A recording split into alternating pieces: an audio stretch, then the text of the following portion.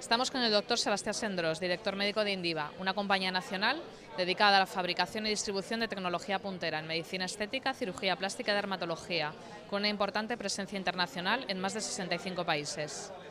¿Cuál es el producto estrella que están promocionando en este congreso? Pues en estas jornadas mediterráneas lo que hacemos es presentar la tecnología de radiofrecuencia proiónica bajo la denominación de Indiva Deep Care, que es una técnica de radiofrecuencia basada en la utilización de una longitud de onda específica de 448 kHz.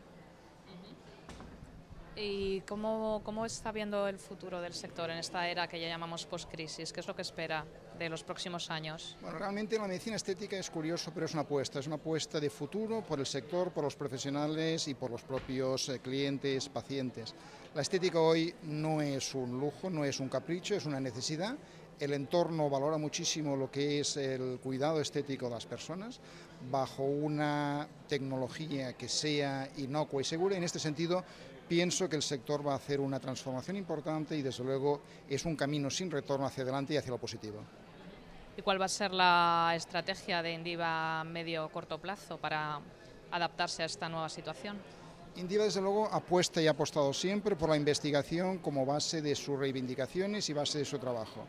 La medicina estética ha ido adquiriendo progresivamente un componente mayor de rigor, de cientificismo, y en este sentido lo que hace Indiva es apostar por la investigación para conocer mejor la tecnología, para abrir el mercado a nuevas indicaciones y sobre todo para potenciar y mejorar el trabajo del profesional y los resultados en los pacientes.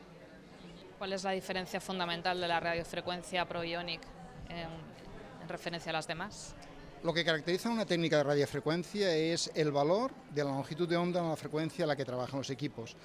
Hablar de radiofrecuencia es hablar de un término muy genérico. Cuando nosotros especificamos el valor de esa frecuencia es cuando nosotros entendemos que hay una interacción con el tejido biológico y con la regeneración que es función de la longitud de onda. Por lo tanto, cuando nosotros comparemos distintas radiofrecuencias es fundamental atender a qué valor de la frecuencia trabajan, porque eso es lo que nos va a permitir entender cuáles son los mecanismos básicos celulares, que es la línea de investigación que Indiva está desarrollando durante los últimos años. El valor de la frecuencia es muy importante, distintivo y precisamente es lo que permite establecer qué diferencias hay entre una técnica y otra.